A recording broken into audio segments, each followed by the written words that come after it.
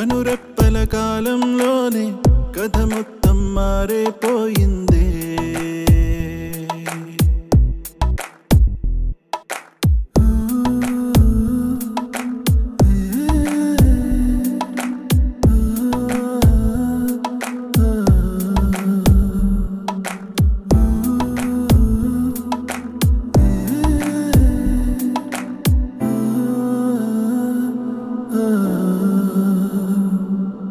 కవి ఎవరో ఈ కథకి, ఎవరెవరో పాత్రలకి తెలియదుగా ఇప్పటికీ, పొడుపు కదే అప్పటికి.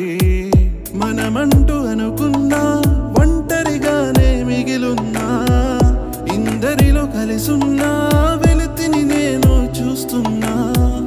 పొరపాటు ఏదో తొరబాటు ఏదో అది దాటలేని తడబాటు ఏదో. రాము,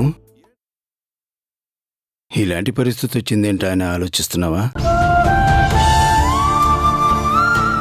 లేదు తాతయ్య, అమ్మా నాన్నలకు చెప్పకుండా ఇలా సడన్గా పెళ్లి చేసుకోవాల్సి వస్తుందని ఆలోచిస్తున్నాను. పోనీ ఒకసారి అమ్మ వాళ్ళకి ఫోన్ చేసి జరిగింది చెప్పమంటావా? వద్దు రాము, ముహూర్తం టైం దగ్గర పడింది. ఇప్పుడు మనం వాళ్ళకు ఫోన్ చేసినా ముహూర్తం సమయానికి వాళ్ళు రాలేరు. మనము ఫోన్ చేస్తే మీ అమ్మ వాళ్ళు మరింత కంగారు పడతారు, ముహూర్తం సమయానికి రాలేకపోయామని మరింత బాధపడతారు. తాతయ్య, సడన్గా పెళ్లి చేసుకొని నేను ఇంటికి వెళ్తే అమ్మ నాన్న చెల్లి అప్పుడు మాత్రం షాక్ అవ్వరా? జరిగింది తెలిస్తే బాధపడరా? ఒక్కోసారి బాధ్యతలకు బందీ అయిన మనిషి సడన్గా ఎలాంటి నిర్ణయమైనా తీసుకోవాల్సి వస్తుంది. తప్పదురా. అది తన వాళ్ళను బాధ పెట్టేదే అయినా వేరొకరి జీవితానికి వెలుగైనప్పుడు అలాంటి నిర్ణయం తీసుకోవడంలో ఎలాంటి తప్పు లేదురా. అయినా నువ్వేంటో, నువ్వు ఎలాంటి వాడివో మీ అమ్మ నాన్నలకు తెలీదా? ఇది జరిగిందని చెప్తే వాళ్ళు నిన్ను తప్పకుండా అర్థం చేసుకుంటారు. నీ ఇల్లాలుగా అమ్మాయిని సంతోషంగా మన ఇంట్లోకి ఆహ్వానిస్తారు, తమ కోడలిగా అంగీకరిస్తారు. నాకు ఆ నమ్మకం ఉంది.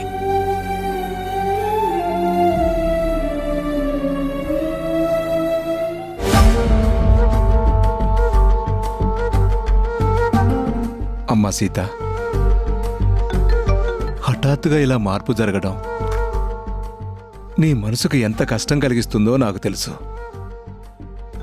ఇదంతా నువ్వు జీర్ణించుకోలేక లోపల బాధపడుతున్నావని కూడా నాకు తెలుసు. నేను అర్థం చేసుకోగలను. కానీ మరో దారి లేనే లేదమ్మా.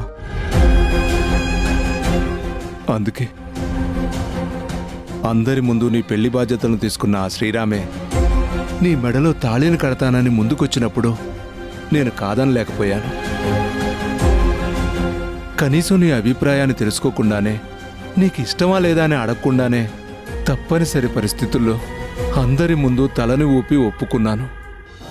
సరే అని చెప్పాను. అందుకే నిస్సహాయుడైన ఈ పేద తండ్రిని క్షమించమ్మా. నాన్న, అంత మాట అనకు. ఇలాంటి పరిస్థితి ఎందుకు వచ్చిందో, నా జీవితం ఇలాంటి మలుపు ఎందుకు తిరుగుతుందో ఆ పైవాడికే తెలియాలి.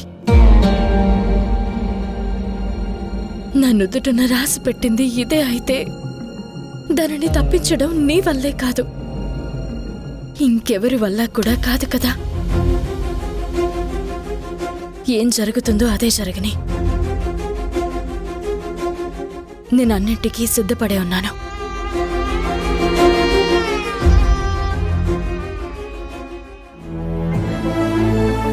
రాము, పెళ్ళిళ్ళు నిర్ణయించబడేది ఆ స్వర్గంలోనే అయితే ఇది ఆ భగవంతుడు నిర్ణయించిందే అనుకుందాం. బయట అందరూ మన కోసం ఎదురు చూస్తున్నారేమో. నేను వెళ్తానురా.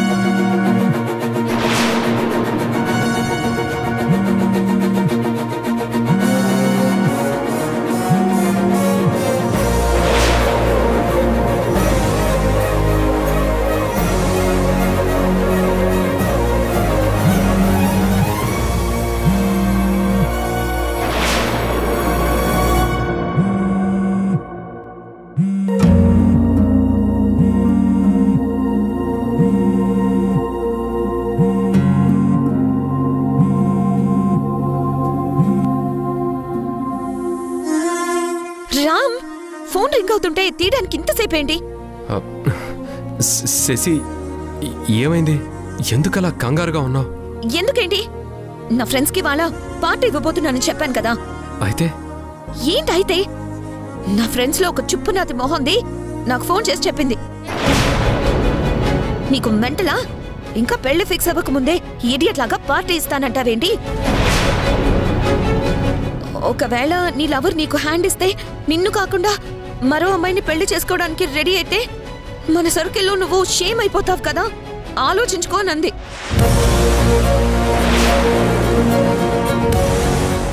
దాని మాటలు వినగానే నా గుండెల్లో దడ పుట్టింది. అందుకే వెంటనే కాల్ చేస్తున్నాను. చెప్పు రామ్, నువ్వు నన్ను చీట్ చేయవు కదూ? నాకిచ్చిన మాటని నిలబెట్టుకుంటావు కదూ?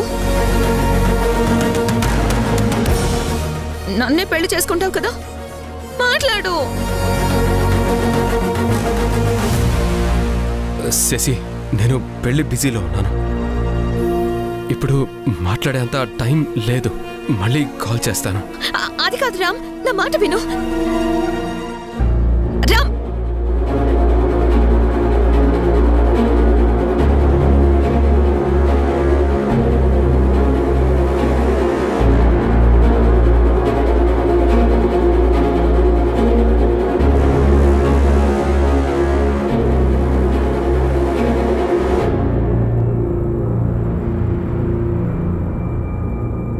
రాము, ముహూర్తానికి టైం అవుతుంది, పంతులు గారు రమ్మంటున్నారు. పద.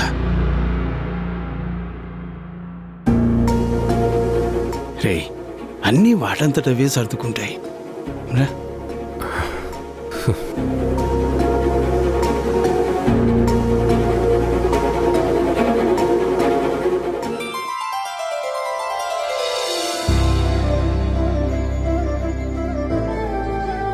అయ్యగారు, మీరు ఒకలా అనుకుంటే ఇంకోలా జరుగుతుందేంటి? ఇది ఒకందుకు మంచిదేలేరా. అయ్యా, ఏమంటున్నారు?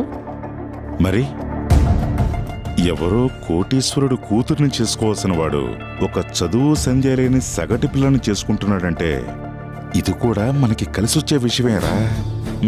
జరగని జరగని.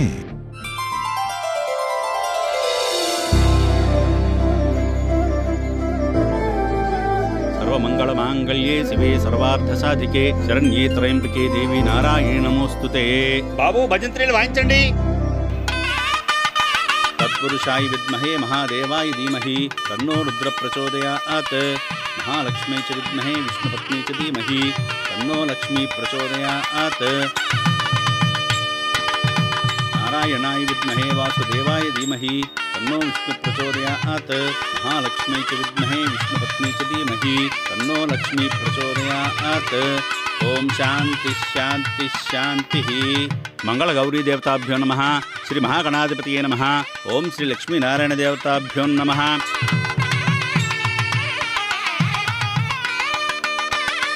ఓం సర్వభూతహితప్రదాయై నమః. ఓం శ్రద్ధాయై నమః. ఓం విభూత్యై నమః. ఓం సురభ్యై నమః. ఓం పరమాత్మికాయై నమః. ఓం వాచై నమః. ఓం పద్మాలయాయై నమః. ఓం పద్మాయై నమః. ఓం శుచయే నమః. ఓం స్వాహాయై నమః. ఓం స్వధాయై నమః. నిజంగా శ్రీరామ్ అంటే రాముడే అనిపించాడు. అవునండి, సమస్యను పరిష్కరించడం కోసం తన స్థాయికి ఏమాత్రం సరిపోని పిల్లని పెళ్లి చేసుకోవడానికి కూడా సిద్ధపడ్డాడు అంటే నిజంగా గొప్ప విషయమే.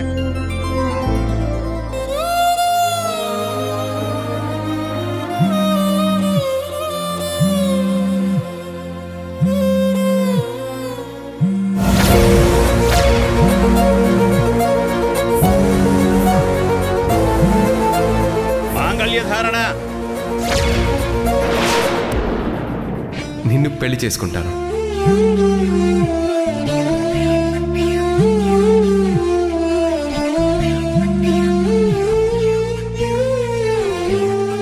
బాబు, అమ్మాయి మెడలో తాళి కట్టండి. ఓం శ్రీ మహాగణాధిపతి నమః. షోడశనామభిః పూజాం సమర్పయామి. బాబు, తీసుకోండి. తదేవ లగ్నం సుదినం తదేవ తారాబలం చంద్రబలం తదేవ విద్యాబలం దైవబలం తదేవ లక్ష్మీపతే తేమ్రం యుగం స్మరామి. సావధానాః సుముహూర్తః సావధాన సుహలగ్నః సావధాన లక్ష్మీనారాయణ చింతనః సావధాన.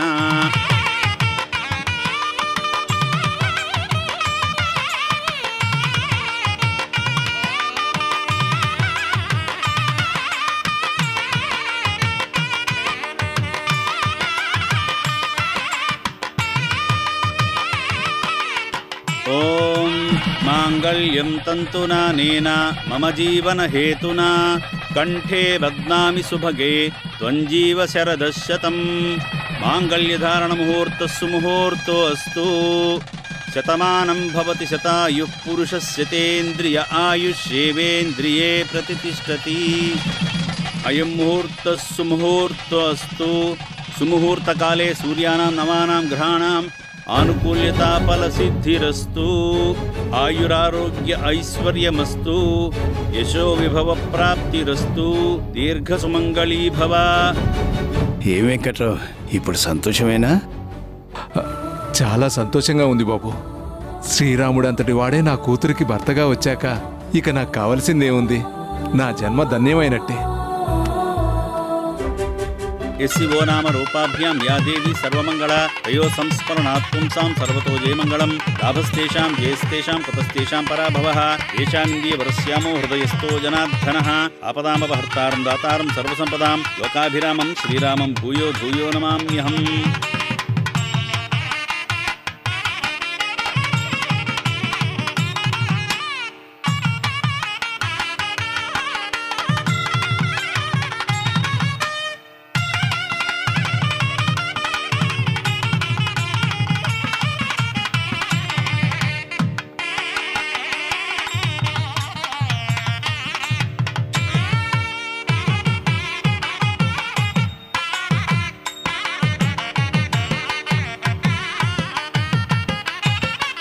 ఆయురారోగ్యైశ్వర్యాభివృద్ధిరస్తు తథాస్తు. అయ్యా, శుభప్రదంగా పెళ్లి కార్యక్రమం పూర్తయింది. నిజంగా మీ అమ్మాయి చాలా అదృష్టవంతురాలు. ఇక మీ అమ్మాయిని లాంఛనంగా అత్తవారింటికి మీరు పంపించవచ్చు. అలాగే పంతులు గారు. బాబు, ఇచ్చిన మాట తప్పకుండా ఉండటం కోసం మీరు నా కూతుర్ని పెళ్లి చేసుకున్నారు. మా కన్నీళ్లను మీరు ఆనంద బాష్పాలుగా మార్చారు. ఇదంతా నా కూతురు అదృష్టమని అందరూ అంటున్నారు. కానీ ఇదంతా మీ మంచితనం వల్లే జరిగిందని నాకు మాత్రమే తెలుసు. ఇక నాకు అల్లుడైనా కొడుకైనా అన్నీ మీరే అనుకుంటాను.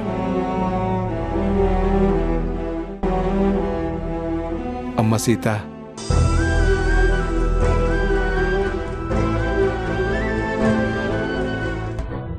ఏ జన్మలో ఏ పుణ్యం చేసుకున్నావో గాని దేవుళ్లాంటి భర్త దొరికాడు. శ్రీరామ్, సీతా మహాలక్ష్మి మీ జంటలాగే మీ ఇద్దరి పేర్లు కూడా చక్కగా కుదిరాయి.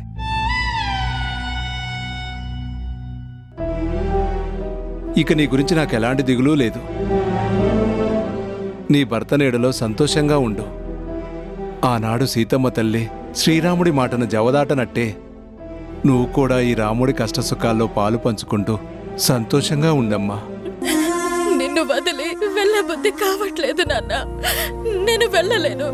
తప్పమ్మా, అలా అనకూడదు. పెళ్ళైన ఆడపిల్ల తన భర్తతో అత్తవారింట్లో ఉండాలి. అయినా నీ పుట్టింటికి అత్తవారింటికి ఎంత దూరం ఉందని? అయినా ఊరి కోసమే ఇంత చేసినవాడు తన భార్య కోసం ఇంకెంత చేయగలడో నీకు ప్రత్యేకంగా చెప్పనవసరం లేదనే అనుకుంటాను.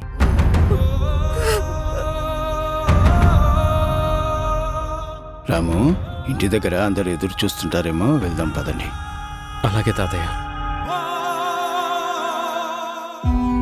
అమ్మా సీత, నీ జీవితంలో ఇది మరో వసంతం అమ్మా.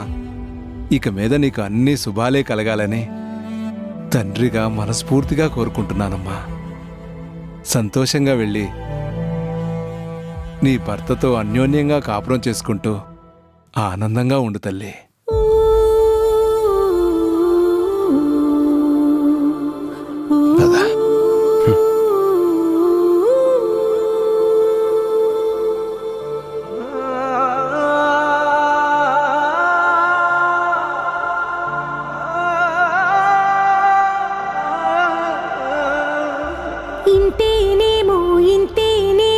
ఇంతవరకేనేమో ఇంట్లో నా కథ అంతేనేమో అంతేనేమో అంతులేని వేదనేమో ఆడపిల్లను కదా.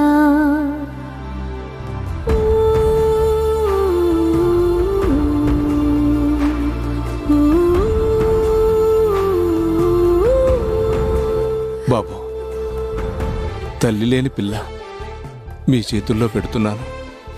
తప్పు చేస్తే మన్నించండి, తప్పనిసరి అయితే దండించండి. కానీ ఎట్టి పరిస్థితుల్లోనూ ఈ చెయ్యిని మాత్రం విడిచిపెట్టకండి. ఇదొక్కటే నేను కోరుకునేది బాబు.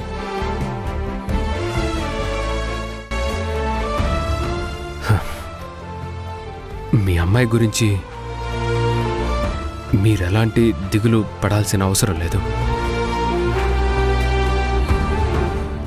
నేను నా భార్యగా మా ఇంటికి తీసుకెళ్తున్నాను. మా అమ్మా నాన్నలు తమ కోడల్ని తప్పకుండా ఆదరిస్తారు. అభిమానంతో చూసుకుంటారు. తనకు అక్కడ ఎలాంటి కష్టం ఇబ్బంది కలగదు.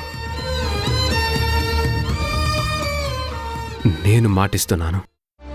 అరచేతిని ఎరుపుగా మార్చిన గోరింట కొమ్మ నిన్నలా ఊగక రాల్చెను చెమ్మ. వాకిట నేనేసిన 9 వర్ణాల ముగ్గు విగతగా చూసిని విడిపోయామా. జాగ్రత్త తల్లి.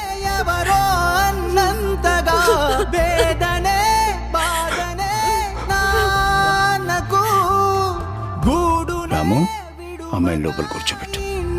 ఉండొచ్చుగా ఎవడు రాసాడు ఈ రాతను. ముక్కుతోనే నీ పాదాలు కడిగిన ఈ కన్నీళ్ళు రెక్కలల్లా దాసుకొని కాచినందుకెన్నాళ్ళు. మెట్టి నింట దీపమై మీ పేరు నిలుపుతని. నీ మువ్వల గలగలా నువ్వుగిన ఊయలా పరుగు పైన నువ్వు నాకు చూపిన వెండి వెన్నెలా. నేను మింగే మెతుకులా నా మిగిలిన బతుకులా యాదికుంటమే తల్లి నువ్వు జన్మ జన్మలా.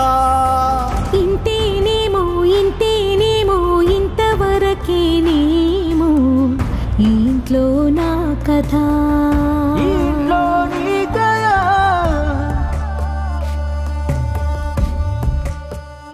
మళ్ళీ తిరిగి అడుగేసేది వచ్చిపోయే చుట్టూలానే. నేను పుట్టి పెరిగిన ఊరికి ఇంకా పైన పొరుగురిదాన్ని. కట్టదాటి గంగ నేడు కంట పొంగెనే. ఎంత ఎంత యాతనో ఎంత గుండె కోతనో ప్రాణమోలే పెంచుకున్న పిచ్చి నాన్నకు. దూలమిరిగి భుజముపై పడిన పిడుగు పాటిది ఇంతకన్న నరకమే లేదు.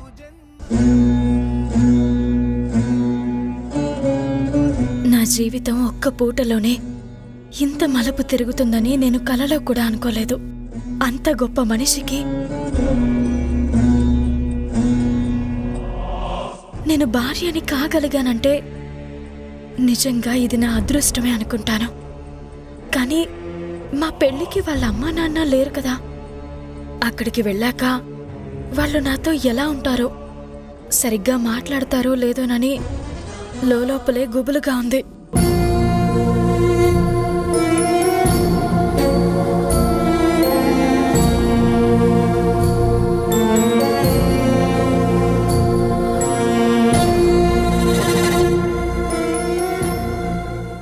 నువ్వే నా ప్రాణం. మన పెళ్ళి ఖచ్చితంగా జరుగుతుంది.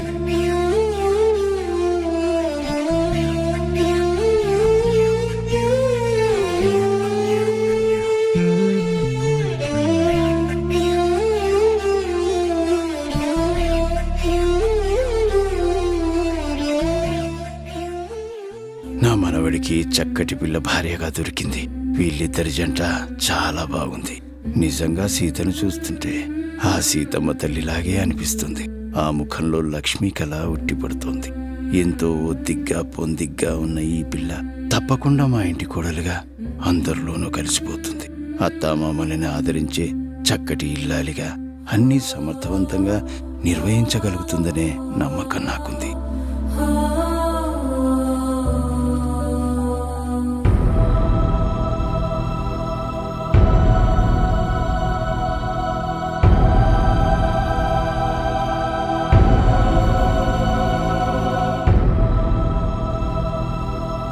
ఈ అమ్మ బ్రతికుందనుకుంటున్నావా, చచ్చిందనుకుంటున్నావా? ఈ పిల్ల ఎవరో తెలిసే ఈ పని చేసావా? అమ్మా అది వద్దు, ఇంకేమి చెప్పొద్దు. నీ తమ్ముడు ఆదిత్య జైలు పాలు కావడానికి కారణం ఈ అమ్మాయే.